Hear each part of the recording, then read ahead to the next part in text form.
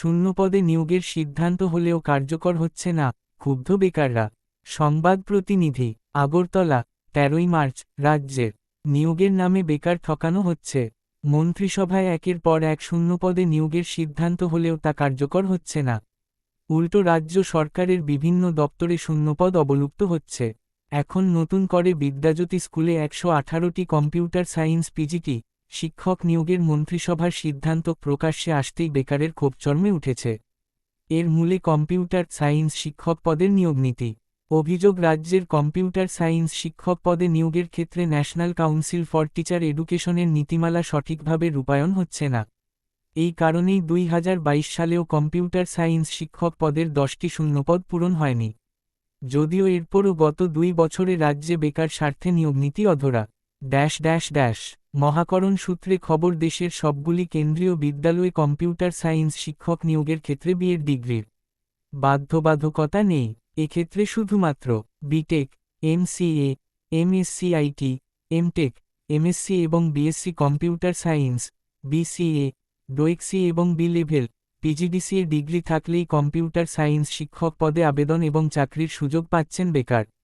এমনকি এনসিটিই নীতিমালা অনুযায়ী হরিয়ানা, গুজরাট, মধ্যপ্রদেশ, উত্তরপ্রদেশ, বিহার, রাজস্থান, পাঞ্জাব, পশ্চিম বাংলা সহ দেশের অধিকাংশ রাজ্যেই কম্পিউটার সায়েন্স পদে শিক্ষক নিয়োগের ক্ষেত্রে বিএড এবং এমএড ডিগ্রির বাধ্যবাধকতা নেই।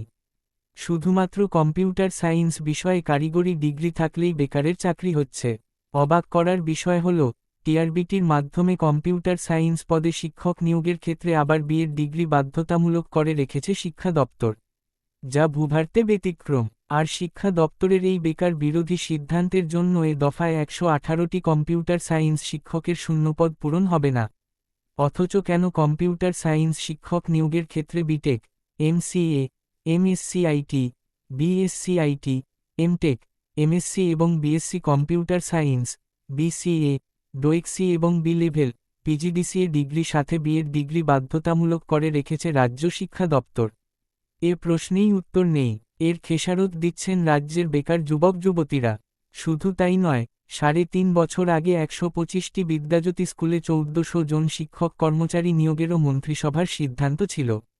অভিযোগ, যা এখন পর্যন্ত শিক্ষা দপ্তরের ব্যর্থতার জন্য কার্যকর হল না।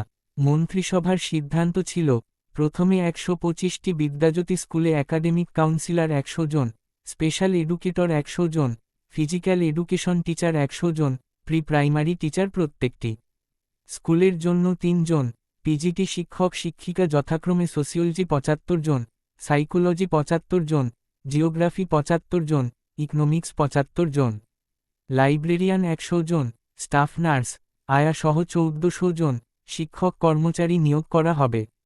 এই প্রতিশ্রুতি পূরণ না হলেও বিদ্যাজ্যোতি প্রকল্পের স্কুলগুলিতে পরিকাঠামো ছাড়াই রাতারাতি সিবিএসইর পাঠ্যক্রম চালু করে দিল শিক্ষা দপ্তর। ফলে বিদ্যাজ্যোতি স্কুলে ছাত্রছাত্রীদের ভবিষ্যৎ প্রশ্নের মুখে। রাজ্যে ১২৫টি বিদ্যাজ্যোতি স্কুলের পশ্চিম জেলায় রয়েছে ৩০টি স্কুল, ঊনকোটি জেলায় ১১টি, গোমতী জেলায় ১৬টি, দক্ষিণ জেলায় ১২টি, উত্তর জেলায় ১৫টি, সিপাহীজলা জেলায় ১৬টি, খোয়াই জেলায় ১২টি এবং ধলাই জেলায় ১৩টি বিদ্যালয় রয়েছে। দুর্ভাগ্যের বিষয় হল, গত শিক্ষাবর্ষেও সিবিএসই প্রশ্নপত্রে এই ১২৫টি স্কুলের ছাত্রছাত্রীরা মাধ্যমিক এবং উচ্চ মাধ্যমিক পরীক্ষায় বসলেও প্রত্যাশা অনুযায়ী ফলাফল করতে পারেনি। এর মূলে শিক্ষা দপ্তরের ব্যর্থতা। যদিও এরপর গ্রেস নম্বর দিয়ে ছাত্রছাত্রীদের পাস করানো হয়। ২০২৪ সালে এভাবেই মান বাঁচে রাজ্যের। অভিযোগ, রাজ্য সরকারের স্কুল সত্ত্বেও বিদ্যাজ্যোতি স্কুলে রাজ্যের ছাত্রছাত্রীদের কাছ থেকে বেতন বাবদ ১,২০০ টাকা থেকে ১,৬০০ টাকা করে আদায় করেছে শিক্ষা দপ্তর। তবে পঠনপাঠনের কোন পরিকাঠামো নেই, যার খেসারত দিচ্ছে রাজ্যের হাজারো ছাত্রছাত্রীরা। অভিযোগ, বিদ্যাজ্যোতি স্কুলে পাঠরত ছাত্রছাত্রী অনুপাতে শিক্ষক শিক্ষিকা নিয়োগ নেই। শুধু তাই নয়, বর্তমান ১২৫টি স্কুলের অধিকাংশে গ্রন্থাগার নেই। আর যেসব স্কুলে লাইব্রেরি আছে, এই স্কুলগুলিতে আবার পাঠ্যবই নেই, বসার বেঞ্চ নেই, ব্ল্যাকবোর্ড নেই, পানীয় জল নেই, নেই শৌচাগার। তবে হুঁশ নেই সরকার ও শিক্ষা দপ্তরের।